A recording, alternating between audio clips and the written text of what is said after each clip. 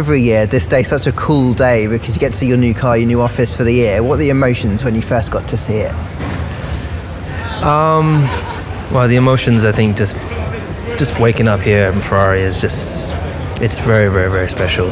And I think, obviously I've been here the past week or so, and seeing the car coming together, also just knowing how hard everyone works, and you get to see everyone at their desks every week that I'm here, and all the work that we've been doing on the simulator and just the building blocks that you put in place to then see a car come together. It is the most exciting part of the year when you see all these pieces come out of different departments, and then eventually it all fits together and you're only one of two that gets to go out and drive it. It's pretty remarkable. And I'm so grateful for all the hard work everyone's put into it. But to do it here, I think we didn't do the launch here last year, even though obviously because I got to drive here, of course. But it just doesn't get old. I mean, the Ferrari fan club here is here today. They've flown in from all over. The Tifosi at Turn 1. They really are the heartbeat of this team. And there's just no experience like it. No other driver apart from Charles and I get this experience.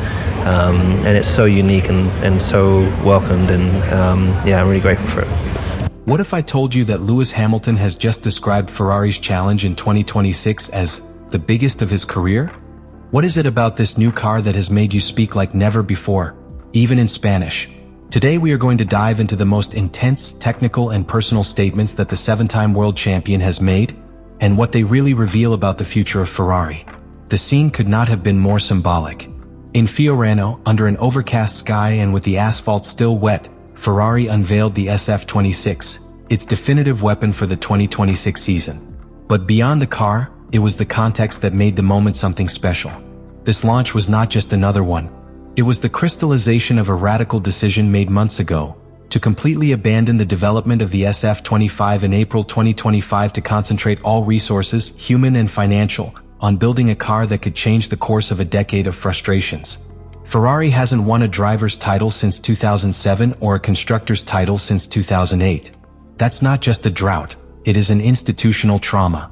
And now that pressure falls squarely on one driver, Lewis Hamilton. In his debut with Ferrari in 2025, Hamilton witnessed a team still struggling with its own demons, strategic errors, internal tensions, and a car that never found its footing. Still, he accepted the challenge of rebuilding from within. But this 2026 is different, because now there are no excuses. There is no newcomer pilot. There is no time for adaptation. Everything was designed with him at the center of the project. Every decision, every development guideline, every step in the simulator was made with the conviction that Hamilton had to be the axis. And that changes the rules of the game. And although his signing sparked a wave of enthusiasm among the Tifosi, it also set off internal alarms. Because signing a legend also means exposing shortcomings. Hamilton is not a driver who tolerates mediocrity. He himself made it clear, everything revolves around development, growth as a team, and everyone moving in the same direction. It's all in that sentence. The illusion is not only technical, it's cultural. Ferrari historically has been a team capable of technical brilliance, but vulnerable to organizational pressure. Hamilton knows that to win in this hybrid and ultra-technical era, it is not enough to have a fast car. Internal consistency is needed. You need a structure that works as a unit. That's why this year is not simply a new season. It's a referendum on whether Ferrari has really changed, about whether he has learned from his mistakes, about whether you can build not just a winning car but a winning culture. And Hamilton knows it. Therefore, each word of his has a specific weight. Because he's not talking like just another pilot. He is speaking like a leader who is playing his last big card. As someone who, at 41, no longer competes for contracts, compete for history. And when a legend is willing to put his legacy on the line for a project, that turns expectation into an unbearable burden or an unrepeatable opportunity. In modern Formula One, being a driver is no longer just about sitting down, turning the wheel and stepping on the accelerator. In 2026, with the new regulations, pilots will become real-time engineers, strategists on wheels and energy managers at the highest level. But there is a man who, in addition to driving, has decided to redraw the model of what it means to be an integral part of the development of a car. Lewis Hamilton. Since his arrival at Ferrari, Hamilton made it clear that he was not going to be a passenger in the SF-26. I came to build it from scratch. He confirmed it with a phrase that for many went unnoticed: being involved from the beginning has been fascinating, working with the engineers to define a direction. It's not just a courtesy appointment. It is a revelation of his new role, closer to that of a technical director than that of a simple factory driver. At Mercedes, Hamilton was the executor of a mature project. At Ferrari, he is the architect of a revolution. From the first day in Maranello, he immersed himself in technical sessions with the aerodynamics department, shared hours in the simulator with the chassis engineers, and even influenced the redefinition of the steering wheel interface and energy management modes. It is no coincidence that several engineers internally describe this car as the most driver-friendly Ferrari since the Schumacher era. The SF-26 is not simply an evolution of the SF-25. It is a car that has been redesigned from the logic of intelligent use of energy, active aerodynamic load control, and strategic use of the new hybrid system from 2026. And Hamilton has been there not as an observer, but as an active part of each decision. In recent interviews, he spoke precisely about how power is distributed between the thermal and electrical units. He said the real challenge this year will be understanding dead down, that moment when the battery automatically reduces energy delivery because it has reached its discharge limit, and how that phenomenon can be anticipated with the help of motor maps and pre-programmed lift and coast patterns on the steering wheel. Only a driver who has internalized every system of the car can talk like that. And this becomes even more valuable when we remember that Ferrari is not giving continuity to its previous race engineer, Riccardo Adami. The relationship, marked by tension during 2025, ended with Adami reassigned to the Young Driver Academy. For this new stage, Hamilton will initially work with Brian Bozzi, an engineer who will serve in an interim role while the permanent replacement is defined. Under any other circumstances, this change would raise concern. But Hamilton has also taken on the task of building that technical link from the ground up. That is, you are assuming a double responsibility: that of maximizing your personal performance and that of building an effective working relationship at the heart of your career strategy.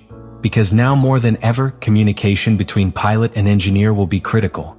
Not to know if there is traffic or if they change tires in the pits, but to coordinate second by second how the electrical energy is deployed, how the front wing is activated in attack mode, or when to preserve the battery in areas of low demand to attack on the next lap. Hamilton is not only ready to drive the SF-26, he is ready to orchestrate it. And that transforms his role into something that goes beyond the cockpit. He becomes a cog in the design, a silent leader who pushes from within, and a system builder who no longer accepts that the pilot is a passive figure. This approach also sets a precedent within Ferrari. Because if Hamilton is successful in this new role, it will forever change the way drivers are integrated into the technical development process at Maranello. And if he doesn't succeed, he will also have left a mark, having been the first who dared to demand to be part of the decision-making core in the most traditionalist team in Formula One. The SF-26 bears his signature in every detail, but its true impact will not be measured only in tenths per lap. It will be measured in the transformation of a culture that for years treated drivers as executors, and that now, thanks to Hamilton, is forced to treat them as strategists. In the middle of the presentation of the SF-26, the unexpected happened. Lewis Hamilton decided to speak in Spanish. And it was not a loose phrase or a superficial courtesy. It was a deep technical analysis, done with intention and aimed at the Hispanic media. Why does a seven-time world champion, British to the accent, choose to express himself in another language in this context? The answer lies in the transformation he is experiencing as a pilot and as a public figure. Hamilton has understood that this stage at Ferrari is not just a change of team, but a new chapter in his career. More human, closer, more transparent.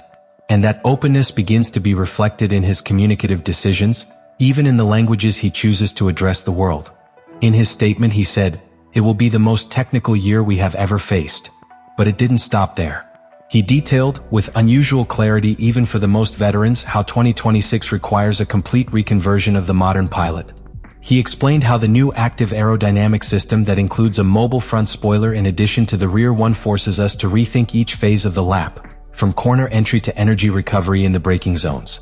He described how power maps are now tools of surgical precision, where the slightest error in energy management can compromise an entire overtaking strategy.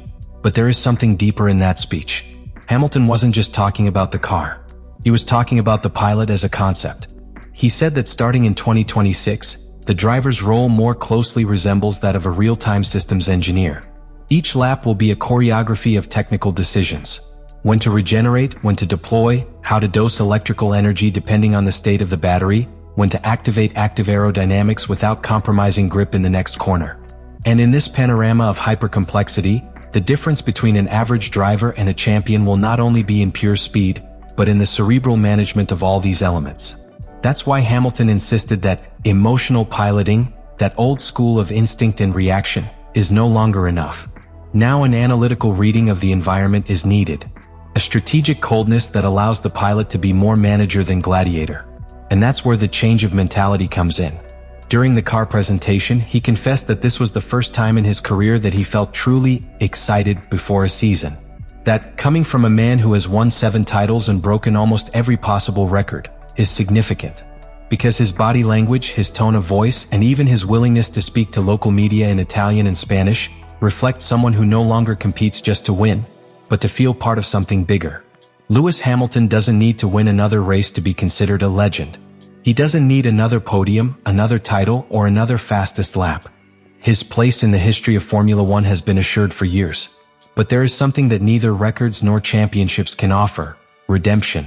The 2026 season is not simply their last attempt at an 8th title. It's your last real challenge. A project that he has taken on not as an easy path to the top, but as the definitive proof of his legacy. Because returning to the top with Mercedes after years of hegemony would have been a reaffirmation. Doing it with Ferrari after more than a decade of failures would be a historic transformation. Let me know in the comments what you think about all this.